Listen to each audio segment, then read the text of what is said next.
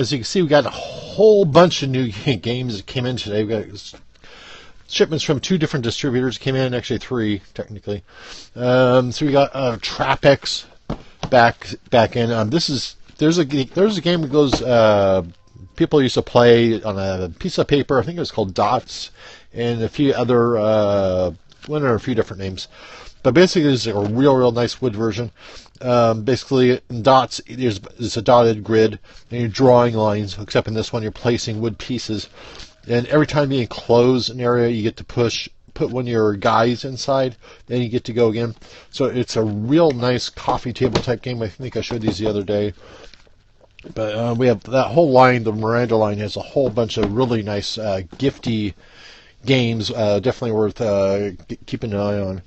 Let's see. We got Dominion Intrigue. If you're not familiar with Dominion is basically what kind of made the what they call a deck building genre of games real popular. Basically, it's where you're like buying cards and creating your own deck, as part of the game, and you're trying to get so many different points as victory points you get. And this is the Intrigue version. The regular Dominion is standalone. This one's actually a standalone or combinable. And actually, if you combine this version with Dominion itself, it's like you actually add more players. So if your Dominion only goes to 4 players, I believe. So this is like a real good one if you like to up the players, because it gets a little awkward when you got 5 people and say, someone has to sit out. And we also got Rhino Hero in. This one's a really unique dexterity type game. Basically, it's like a house of cards.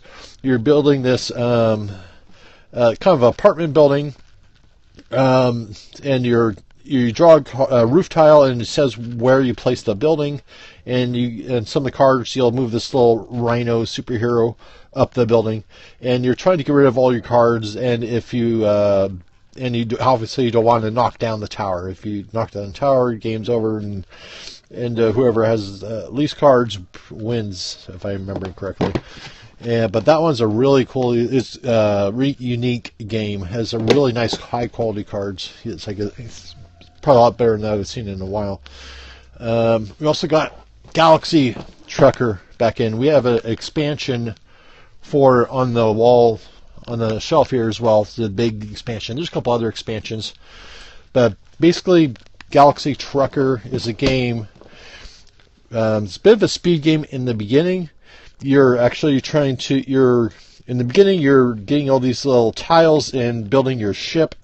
And then you're trying to survive, the onslaughts of aliens and asteroids and different things that are going on. And basically, it's a big race. You're trying to get to the finish first, and you get like points for cargo and different things. But yeah, it's a really great game. So it's definitely a popular one as well. So. And speaking of popular, probably our most popular game for families, especially, and pretty much anyone, it's like I always call them families on up type of games, family and friends games, is Tsuro. This one's like so easy to play. It says it's for ages 8 and up, if I could find it. Yeah, it says ages 8 and up, but really it could be played by ages 6 and up really easily. I think it's just the small pieces, and a lot of companies just don't have the budget to do the product testing that's required for ages under 8. So it's a little more costly to actually test for that, so they don't really bother.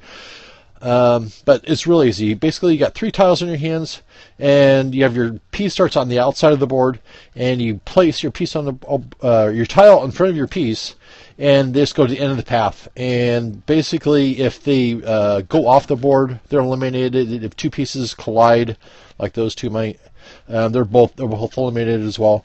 And basically, the person that wins is the last one left on the board. It plays really quick, and it's like really accessible to pretty much everybody. And for my my benchmark for how easy a game is to play, I was able to teach some drunks in a bar how to play this game. So actually, it's really easy to teach. We also got For Sale that came in. It's a property auction type of game. Again, this one's a real easy one to get into. And if you look at some of the ages, you're trying to figure out the complexity. Sometimes you can tell off the age range. Like this one's 8 and up, so it's real easy to get into. But if it's like 10, 12, 14, then the game's a little bit more complex, which just means it's a little bit more learning curve. But this one's like real easy to get into, so it's a real fast, easy to learn type of game. We've got the Princess Bride As You Wish. We're running out of these. Our distributor's running out of these, so they're going pretty quick. Basically, they had like 3 different ones. They had this one, the As You Wish. They have the Miracle Pill. Then they had the Battle of the Wits. Battle of the Wits like totally blew out. I don't think we were going to get those until after Christmas, but there's a couple of them. These other ones that are left.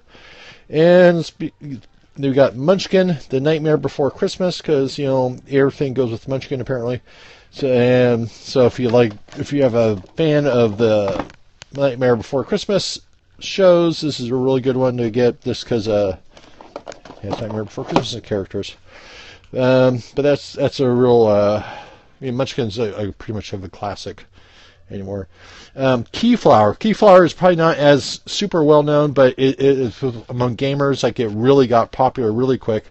It's a very Euro-y type of game, and we got 6 of these in. And last time we ordered some of these for a customer, and this blew out really, really quick. So we kind of had to stockpile. So we got 6 copies, and we also got the expansion, the Farmer's expansion for it.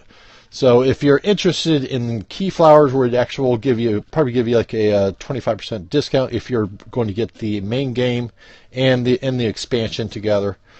And let's see what else we got. We got a couple Spot-Its that came in, a couple of frozen ones. We got a good number of a bunch of those. Basically, there's several different ways to play Spot-It.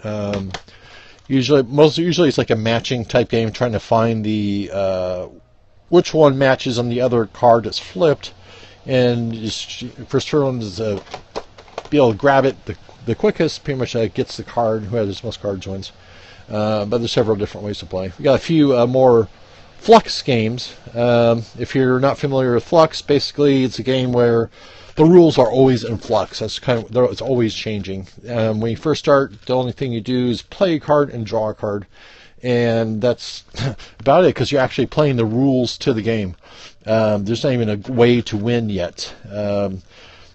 There's some typically the way you win is like you'll have a couple of these keeper type cards, and I don't see any goals on this particular one. Let's see, our Stoner Flux. Let's see if it has a goal it's shown. Yeah, there's a good example, like Party Time, and that's Stoner type references. So anyways, like basically you'd have the 2 different types of keepers is the typical way you'd win, but there's other ways to win. There's also the creeper type cards. I believe they took those out of the original game, because it makes it a little bit more complicated for people that are newer to the Flux games. But basically, creepers typically you can't win unless you have these in front of you, so you're trying to get rid of them. We also got more of the holiday Flux type game in, so it's like the perfect stocking stuffer. And so you got Adventure Time Flux, and we got the 7 Wonders pack. Basically, I think this adds more.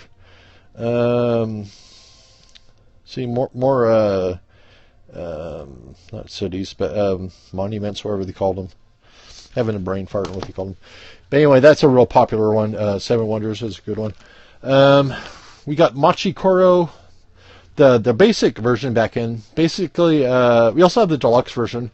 And I think, like I said yesterday, it's like if you're ever going to any of the expansions, there's no reason not to get the deluxe version. But if you just want to get the game just to play and don't want to spend the $49.99 for the deluxe version, this one works just fine.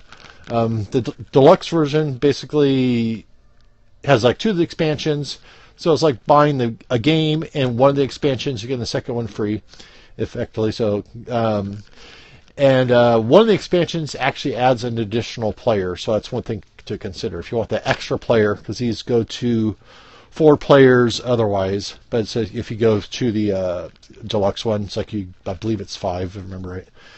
Let's see, we got Tokaido back in. Tokaido is a really unique game. It's like basically it's kind of a leisurely stroll on a Japanese road, and a lot of this, there's some strategies and some luck, and it's all about positioning. It's not about like a race, get to the end, just about having the best vacation experience effectively.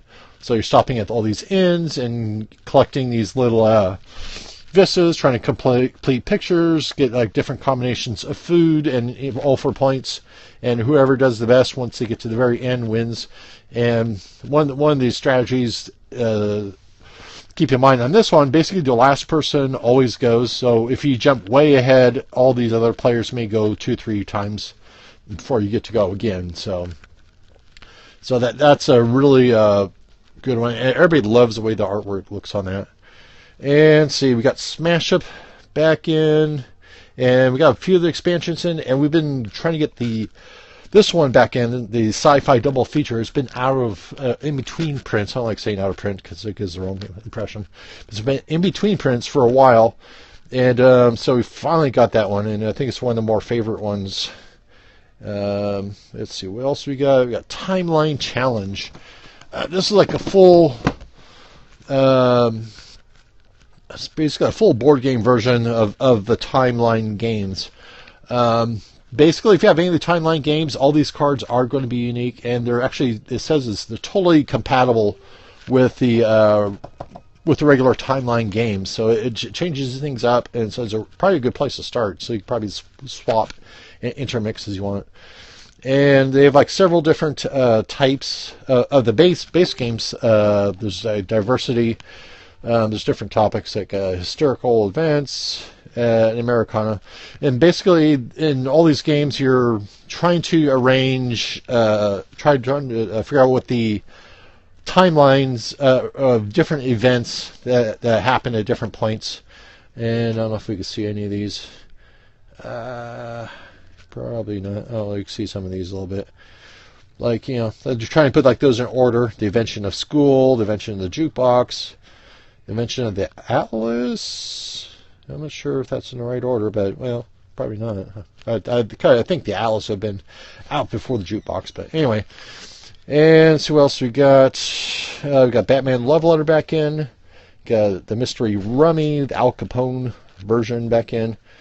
Got the Dungeon Master's Guides back in. So got the Monopoly Deal. We kind of stockpiled a whole bunch of these because we kind of blew out of these. This is like a real fast, you know, it plays in 15 minutes. It's like a card game version of Monopoly, and it's a lot of people that don't like Monopoly actually like it really well. And let's see, we also got Dominion Dark Ages, another expansion. Probably should head over on the other side. And we've been trying to get this guy in for a while. Basically, it's called Khet. I'm probably saying it wrong. But it's kind of funny. They used to call it Khet all in bold, you know, larger text. But now they're calling it Laser Game because that's more marketable, I guess, more obvious. And basically, it's laser chess. You're trying to hit the other person's pharaoh. You have this little laser. You fire it off, and all the pieces have little mirrors, and it bounce off and try and hit the other guy's pharaoh. It's kind of chessy, abstract type of a game.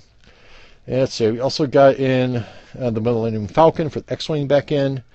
Got Dice Town. This one's a new one. It's kind of uses like poker dice, and it's like looks like there's a lot of bluffing and that sort of thing. So I haven't played it or looked into detail on it, but it looked like an interesting one. Then we got the basically the Yellow's book series. These are basically like based on like fairy tales. I'm not familiar with the Grasshopper and the Ant, but they also came out with the Little Red Riding Hood. Basically, they have the stories, and as you can tell, they look like actual books. You know, like a fake little bookmark in there. But they make it into a game, and I believe they have the stories in there as well. It's like the actual books, so you can actually read them. Actually, that's what I heard, but I don't see it in the context. But anyway, there's like several in the series. There's the Grasshopper and the Ant, and the Little Red Riding Hood is like the latest ones. There's also 3 Little Pigs, Got the Hare and the Tortoise, which is like a race game, obviously. So they actually play it on tabletop. So if you search on YouTube, you can actually find those in there. And we got the Baba Yaga version, and we also got a pop figure version of TARDIS back in. We have a good number of pop figures in the store. You see, we got a whole bunch of them. We got some Game of Thrones. We got Slimer there. Got some Walking Dead, not a whole lot, and another Walking Dead. You got RoboCop. Got some Next Generation Star Trek. Got Orion Slave Girls, and we got a whole bunch of other ones. A bunch of Marvel, some Defenders, Guardians of the Galaxy. I'd like to get some DC stuff, but it's been hard to get a hold of them. But we're Marvel heavy for whatever reason. So we got quite a few. Even got some Doctor Who ones. We're trying to get a few more of the actual Doctors in. And got the new Star Wars pop figures for the new characters. Even got 2 different C-3POs, I believe. Yeah. There's the original C-3PO and there's the unexplained Red Arm C-3PO from the new movies. Anyway, that's about it. So we'll talk to you next time. Bye.